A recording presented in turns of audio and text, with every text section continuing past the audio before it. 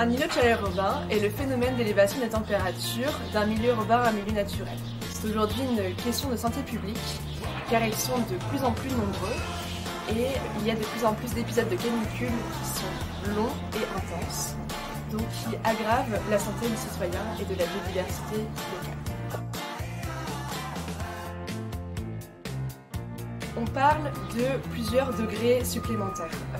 Ils vont de 2 à 8 degrés. Ça peut aussi aller jusqu'à 12 degrés de différence entre un milieu urbain et un milieu naturel, comme par exemple une forêt ou un parc. Il faut aussi savoir que les îlots de chaleur urbains ne disparaissent pas à l'hiver.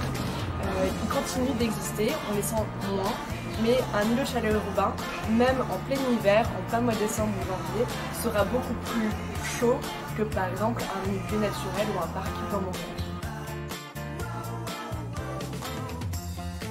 Il y a 4 grandes causes aux îlots de chaleur urbains.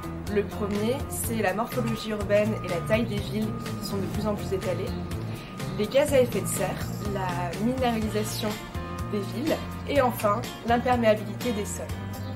En somme, c'est la chaleur anthropique, c'est-à-dire l'addition de toutes les activités humaines en ville.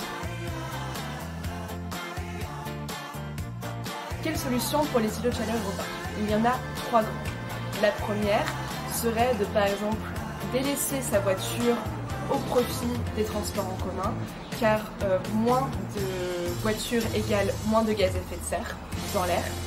La deuxième solution ce serait de déminéraliser et de désasphalter les espaces publics pour y venir planter des arbres, des arbustes et de la végétation. Et la troisième qui est vraiment accessible à toutes et à tous serait de peindre en blanc la toiture des bâtiments, que ce soit pour les particuliers ou les professionnels, et pourquoi pas la voirie.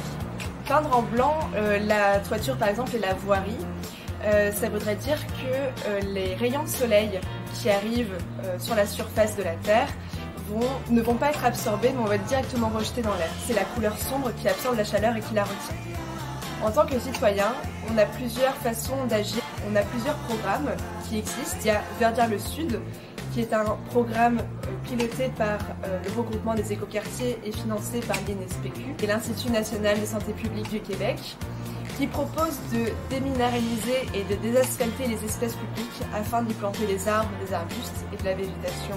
Il y a également le programme Un arbre pour mon quartier qui est également piloté par le regroupement des écoquartiers, qui propose 2 campagnes à l'année, au printemps et à l'automne. Donc c'est un programme qui vise à vendre des arbres et des arbustes à bas prix afin qu'ils viennent verdir les espaces privés. Et enfin, le premier budget participatif de la ville de Montréal.